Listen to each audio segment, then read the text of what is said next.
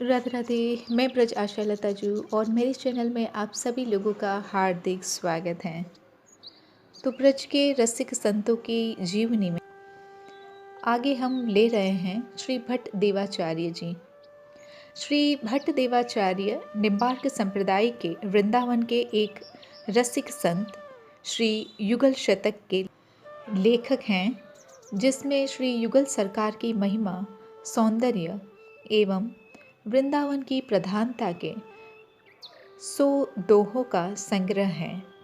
इन्हीं का प्रसिद्ध दोहा है, विपिन राज सीमा के बाहर हरिहूँ को न निहार। अर्थात श्री कृष्ण भी वृंदावन की सीमा के बाहर मिले तो उनको भी मत निहार। श्री भट्ट देवाचार्य जी के उपस्थिति काल का कोई उपयुक्त प्रमाण नहीं मिलता है। इनका उपस्थिति काल 15वीं शताब्दी के अंत और 16वीं शताब्दी के आरंभ में माना जाता है। उनके माता पिता के बारे में भी इतना ही ज्ञात है कि वे गौर ब्राह्मण थे और जिला हिसार हरियाणा के निवासी थे, पर भट्ट जी के जन्म के पूर्व मथुरा में आकर बस गए थे। मथुरा में ही भट्ट जी का जन्म हुआ। श्री भट्ट देव जी श्री केशव काश्मीरी भट्ट जी के शिष्य थे। श्री केशव काश्मीरी जी के बाद वे निम्बार्क संप्रदाय के 34वें आचार्य हुए। श्री भट्ट देव जी उत्तर भारत के प्रथम व्यक्ति थे जो निम्बार्क संप्रदाय के आचार्य हुए। वे निम्बार्क संप्रदाय के प्रथम वाणिकार थे जिन्होंने ब्रज भाषा में अपनी रचनाएं की थी।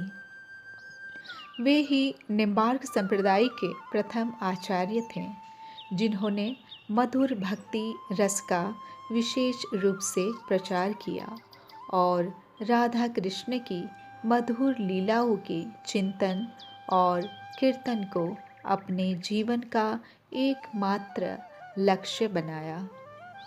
श्री भट्ट देव जी आचार्यत्व ग्रहण करने के बाद अंत तक मथुरा में रहे। नारद टीला पर उनकी समाधि है।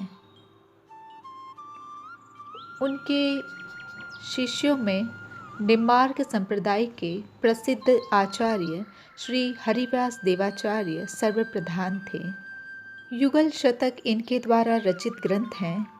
युगल शतक में श्री भट्ट जी ने ब्रज लीला और निकुंज लीला दोनों का सरस वर्णन किया है।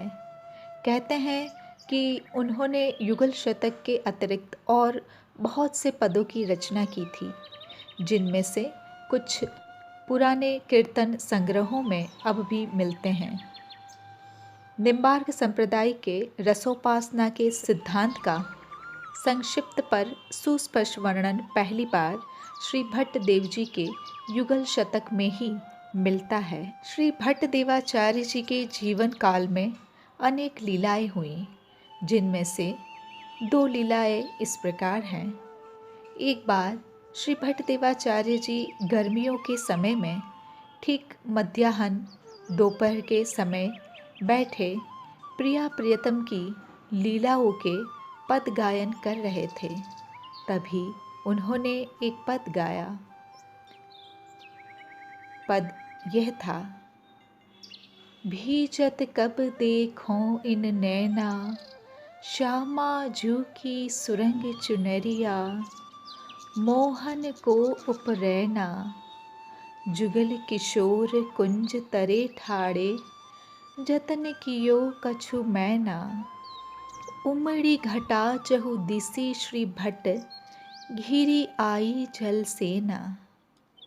युगल शतक पद संख्या 88।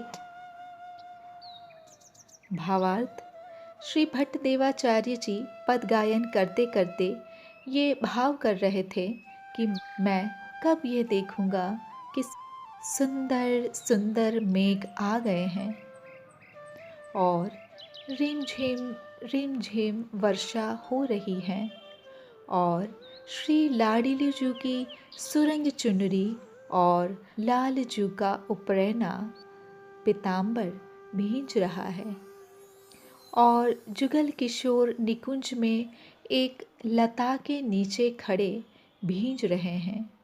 हाय, मैंने उनको भींचने से बचाने का कुछ उपाय भी नहीं किया। श्री भट्टदेवाचार्य जी इतना सोच ही रहे थे कि तत्काल मेघ छा गए।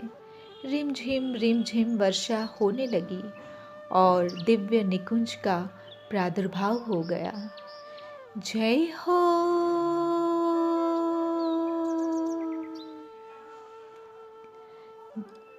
जैसा उन्होंने पद में गायन किया, ठीक वैसे ही लीला का दर्शन उनको हुआ।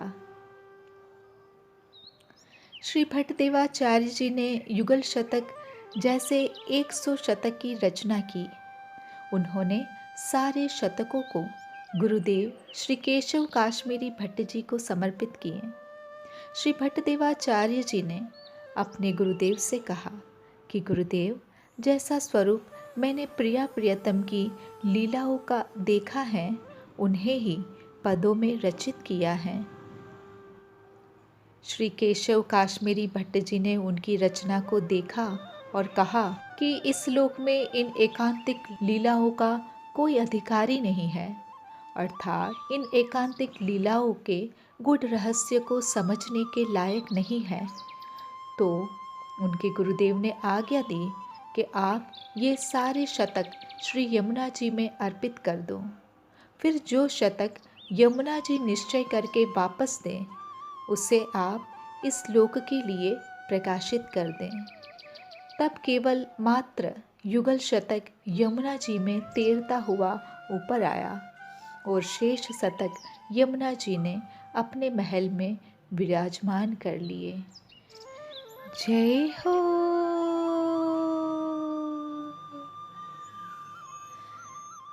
राधे कृष्ण